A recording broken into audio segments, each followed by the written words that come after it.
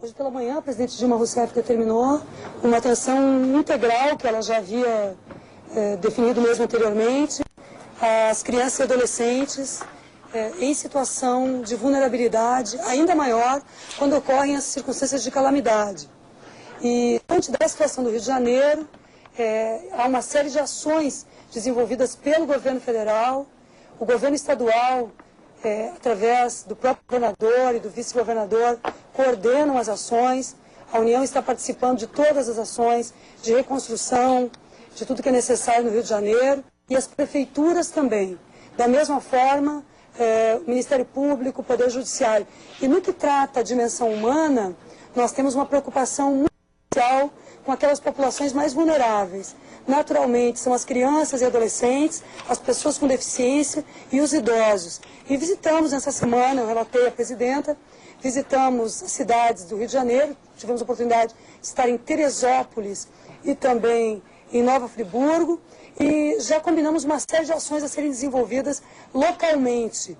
A primeira delas é a formação de comitês nas cidades atingidas pelas chuvas, que visam de forma objetiva trabalhar a proteção integral dos direitos das crianças e adolescentes, principalmente as que estão nos abrigos. Então, a nossa meta foi garantirmos ali, numa ação integrada com as autoridades locais, com as autoridades do judiciário, que não tenhamos qualquer violação de direitos, já que a situação emergencial já é grave por si. O fato das crianças estarem em abrigos, não estarem nas suas casas, terem perdas familiares, já é o que pode de mais grave estar ocorrendo. Então nós nos adiantamos e criamos uma série de ações a serem desencadeadas. Mas o grupo de trabalho interministerial criado pela presidenta Dilma não visa unicamente observar a situação do Rio de Janeiro. O grupo de trabalho visa, reunindo diferentes pastas, elaborar uma ação e um protocolo de ação para o Brasil saber como agir nas questões emergenciais diante das necessidades das suas crianças e adolescentes. É natural e é razoável que em uma emergência, qualquer que seja, a vida humana em risco, as ações são aquelas possíveis no momento. Neste caso, o Rio de Janeiro e as cidades agiram muito bem e fizeram todo o possível, todo o possível. Mas o protocolo visa que as ações, para além daquele momento inicial, para o desdobramento da abrigagem, dos cuidados sanitários, de saúde, de ação com as crianças, sejam observadas dentro das normas de proteção que a legislação brasileira oferece, o Estatuto da Criança e do Adolescente e a normativa internacional também. Então, trata-se de um grupo de trabalho para estabelecer procedimentos para que em outras circunstâncias de emergência, tomara que não tenhamos, mas em qualquer circunstância de emergência, possamos agir sabendo como se protege de modo especial as crianças e adolescentes do Brasil. Nesse caso, qual seria o primeiro passo? Encontrou uma criança perdida, faz o quê? Que sentido é essa proteção? E o que seria uma violação dos direitos dessa criança depois que o abrigo? O primeiro passo é identificar a criança e identificar o seu vínculo. Quem é da sua família que pode cuidar dela? Compreendendo a família extensa. Não apenas, portanto, o pai ou a mãe, mas mantendo unidos grupos de irmãos e sempre com um adulto com a responsabilidade sobre as crianças. Esta etapa, por exemplo, em Teresópolis, nós acreditamos que já está cumprida. Nós encontramos 2.998 crianças e adolescentes em Teresópolis e o juiz local e a juíza já determinaram e identificaram pessoas da família que são responsáveis, há um responsável para cada uma dessas crianças. Mas nas outras cidades nós ainda não conseguimos cumprir totalmente essa meta, que é o que estamos fazendo nesse momento. E no caso de não achar familiar, porque existe algum procedimento já definido, no caso de não ter, as crianças ficaram órfãs, não acham outros familiares? No caso de não existir familiar da criança ou adolescente, essa criança ou adolescente não poderá permanecer no abrigo geral. Ela terá que ficar em um programa, em um lugar separado, de acolhida, de acordo com as suas necessidades como criança ou como adolescente, mantendo-se, volto a dizer, grupos de irmãos. Ainda, nós não falamos em nenhuma medida em adoção. Não é possível, em situação de emergência, tratar-se das situações de adoção como medida emergencial. Neste caso, nós manteremos as crianças plenamente nas suas necessidades mais imediatas, ainda que com a dor e com a perda, naquilo que for necessário e possível para as crianças neste momento, adolescentes, e pensaremos imediatamente em um programa que já está em curso no Brasil e que já existe. No caso do Rio de Janeiro, inclusive implantado, que é um programa de família acolhedora, que é uma outra família substituindo de imediato essa circunstância e garantindo que a criança, na situação de luto e de perda, não precisa ficar em um abrigo. Ela estará em uma outra família já previamente credenciada, não como modalidade de adoção. Ministra, a senhora falou 2.998 crianças encontradas em Teresópolis. Nas outras cidades já há algum número? Qual seria o total de crianças que acabaram sendo encontradas aí em toda essa tragédia? Em Nova Friburgo, nós encontramos nos abrigos cerca de 600 crianças e adolescentes. É um contingente bastante alto, se considerarmos que Nova Friburgo tem possivelmente um total de 1.200 abrigados de um modo geral. Então, 50% dos abrigados em Nova Friburgo é de crianças e adolescentes. Mas essas aqui, essas 2.998 mais essas 600, estão sem pai, sem mãe ou com outro tipo de familiar? Não. Esse é o total? Não, de modo algum. Tenhamos muita clareza disso. No município de Teresópolis, todas as crianças, 2.998 até ontem, que estavam devidamente registradas nos abrigos, todas elas já têm um familiar seu responsável por ela. Enfim, cada uma delas tem um familiar responsável, já com termo definido pelo juiz local, uma responsabilidade específica. Portanto, nós não temos nenhuma criança em Teresópolis que não tenha um familiar responsável. Tem uma estimativa de quantas perderam pai, mãe, avô, avós, parentes de primeiro grau, assim, mais próximo? Vocês já conseguem saber quantas dessas crianças perderam esses parentes mais próximos? Olha, a situação, de fato, do Rio de Janeiro é muito triste, até no diagnóstico. Porque o que a população local, as autoridades locais nos apresentaram, é que, na maioria das vezes, quando uma família teve falecimento, houve falecimento, em muitos casos, das pessoas da família como um todo. Então, onde houve o óbito de crianças, houve o óbito também dos seus pais. Então, nós estamos diante de uma situação muito difícil. Mas, até o momento, no diagnóstico que nós temos destas duas cidades, apenas com número, nós temos somente 4 crianças em Nova Friburgo que não têm qualquer familiar, nem família extensa. Nem uma avó, uma tia, e são 4 irmãos que estão justamente num abrigo separado, devidamente atendidos, se é possível, diante da sua situação de sofrimento, numa condição específica deles como crianças, portanto não estão entre os demais adultos ou demais crianças. A senhora falou em garantia integral, melhor, garantir o direito dessas crianças, né, que nenhuma violação aconteça. O que a senhora chama disso dentro de um abrigo? A senhora acha que pode acontecer alguma coisa com as crianças dentro? Os abrigos não são tão confiáveis assim? Em muitos lugares do mundo, depois de situações de calamidade, violências ocorreram, não apenas dentro dos abrigos, mas violências ocorreram fora dos abrigos. Há uma situação de desestruturação. Nós estamos nos adiantando a isso, porque no Brasil o Estado brasileiro está atento a essas questões, nós estamos fazendo um diagnóstico de possibilidades de risco e estamos nos adiantando a qualquer risco. Situação, por exemplo, de perda de crianças, ou que foi noticiado de que crianças estariam indevidamente saindo dos abrigos, nós queremos tranquilizar o país de que isso não ocorre e não ocorrerá no Brasil.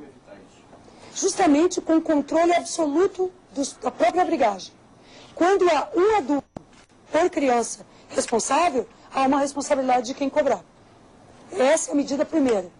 Depois, dentro de cada um dos abrigos, nós estamos também trabalhando com as autoridades locais e as prefeituras locais estão determinando, combinando quem será o responsável dentro dos abrigos, inclusive pelas crianças. E criamos, a partir da Secretaria de Defesa dos Direitos da Criança, aqui da SDH, da área de direitos humanos, em conjunto com o Ministério de Desenvolvimento Social, com as prefeituras, com os juízes locais, com o Ministério Público e com a sociedade civil e conselhos tutelares, estamos criando um comitê dos direitos da criança em cada cidade.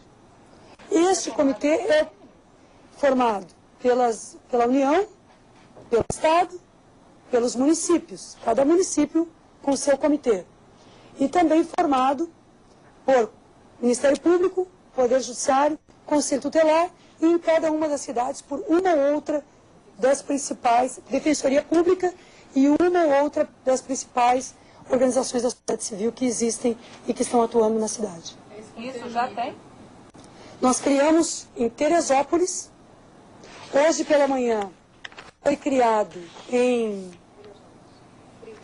Nova Friburgo, ontem em Nova Friburgo e hoje em Teresópolis, ontem em Nova Friburgo, na segunda-feira em Petrópolis. Este comitê. Isso é novo, porque não há no Brasil. E não conseguimos também encontrar, nessas circunstâncias internacionais, um protocolo ou a determinação específica de quem é a autoridade de preservação dos direitos da criança e do adolescente. Nós estamos trabalhando essa preservação dos direitos em loco diante da emergência, porque a presidenta determinou, a presidenta Dilma, o cuidado e a preservação dos direitos das crianças.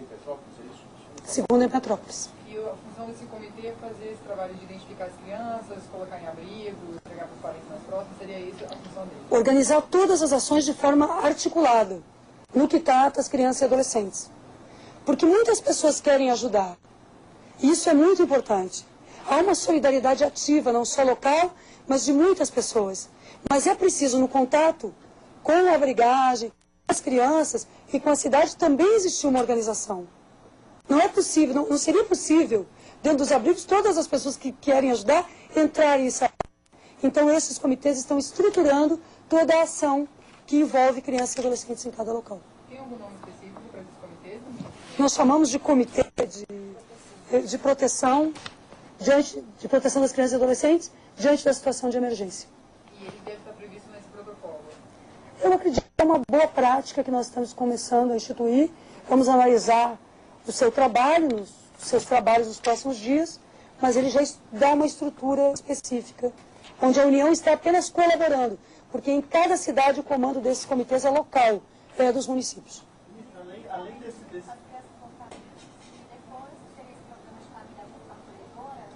Famílias Acolhedoras é um programa somente para quem não tiver, para crianças e adolescentes que não tenham mais ninguém da sua família considerada família extensa.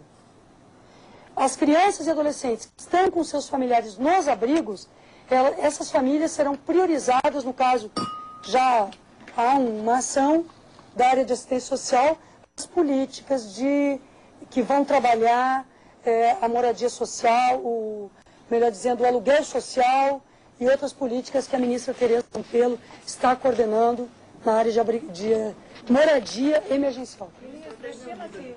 Estima-se que haja mais crianças, além dessas 4, sem família nenhuma, já que esses comitês já foram criados? Ou não se sabe? O que nós não sabemos, nós também não sabemos quantas crianças morreram até o momento, quantas vieram a óbito. Nós não temos todos os números. No que trata a estes que são sobreviventes, nós ainda não temos um diagnóstico de todas as cidades. Ministra, mais cedo, só te passar esse caso da gente que estava lá no jornal, e agora à tarde só teve uma reunião já com outros ministérios. Sim. Né? Teve alguma outra medida, além dessa que a senhora acabou de anunciar, para essas ações diante das tragédias do Rio e outras situações de emergência que irão haver? Nós já percebemos que, através do comando do Ministério da Integração Nacional, vários ministérios estão atuando na área social também. Então, o Ministério da Saúde tem um plano específico de enfrentamento de epidemias, de atenção à vacinação de um modo geral e atendimento emergencial. O Ministério do Desenvolvimento Social está no local e todos esses atores, todos esses presentes na União, responsáveis pelas diferentes atividades da União no local, estarão se reunindo também segunda-feira lá no para agir. Agora, os representantes dos ministérios estarão integrados formando este protocolo. E o protocolo não se direciona exclusivamente à situação do Rio. O protocolo é um protocolo de medidas emergenciais para a proteção dos direitos das crianças e adolescentes em qualquer situação de emergência no Brasil. Não, nós tivemos a primeira reunião. A nossa meta é que não seja moroso, mas nós estamos analisando a normativa internacional e o que estes ministérios têm sob sua responsabilidade. Presentes a Casa Civil, Ministério da Justiça, Ministério da Saúde, Ministério do Desenvolvimento Social e Combate à Fome, Ministério da Educação, o Ministério da Integração Nacional e a SDH, que a presidenta pediu que coordene as ações. Sete pastas. Criar esse protocolo, passa para 7 pastas que vão se discutir. Isso é um protocolo apresentado. O grupo de trabalho é um grupo de trabalho da Presidência da República. Nós apresentaremos os resultados à presidenta que nos conferiu a responsabilidade desse trabalho. Um mês, 2 meses, tem... Essa é a nossa meta. E no máximo em 2 meses, eu acredito, termos essa primeira minuta de trabalho, se possível ainda antes, porque nós temos condições de trabalhar com agilidade e dentro daquilo que nós estamos, inclusive, tristemente em loco, percebendo que é necessário diante da tragédia do Rio.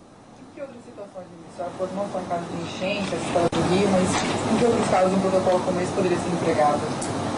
De assistência emergencial às crianças e adolescentes, existe algum outro cenário? Todas aquelas circunstâncias de calamidades, enfim, observem o que nós vivenciamos nos últimos tempos, em geral em relação a enchentes, a chuvas torrenciais, mas certamente outras situações, especialmente que atinjam áreas de risco populacional, onde existirem pessoas em risco e crianças em risco, nós devemos agir na emergência para atendermos a todos, mas levando adiante o princípio da prioridade, da primazia, que a Constituição Federal determina, que o Estatuto da Criança e Adolescente determina também.